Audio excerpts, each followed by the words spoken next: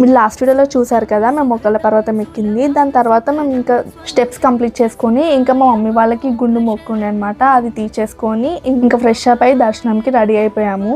ఇక్కడ నుండి వ్యూ అయితే ఎంత బాగుందంటే నేను అసలు ఎక్స్పెక్ట్ చేయలేదు. ఇంకా మెయిన్ వ్యూ పాయింట్ అయితే కాదు ఇది. మేము ఫస్ట్ టైం వెళ్ళినా కానీ ఎక్కువ జనాలు లేరు కాబట్టి కొంచెం ప్రశాంతంగా అనిపించింది.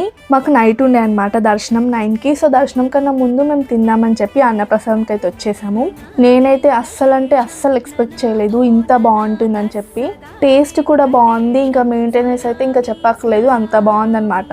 ఇంకా మేమైతే కడుపు నిండా తిన్నాము. ఇక్కడ పెట్టింది అయితే ఒక చట్నీ, ఇంకా దోసకాయ కర్రీ లాగా ఏదో ఉంది, ఇంకా పరమాన్నం, ఒక వడ, ఇంకా రైస్, పప్పు అనమాట. టేస్ట్ అయితే చాలా బాగుంది. ఇంకా వెళ్ళిన వాళ్ళకి తెలిసే ఉంటుంది టేస్ట్ ఎలా ఉంటుందో. అండ్ ఇక్కడ వ్యూ చూడండి ఎంత బాగుందో. మొత్తం పొగ మంచు నిండిపోయింది అనమాట. చల్లగా కూడా ఉండే. ఇంకా మేము ఫస్ట్ వారాహి అమ్మవారిని దర్శనం చేసుకొని ఇంకా మేము మెయిన్ దర్శనంకి వెళ్ళిపోయాము. అంతే గైస్, వీడియో బాయ్.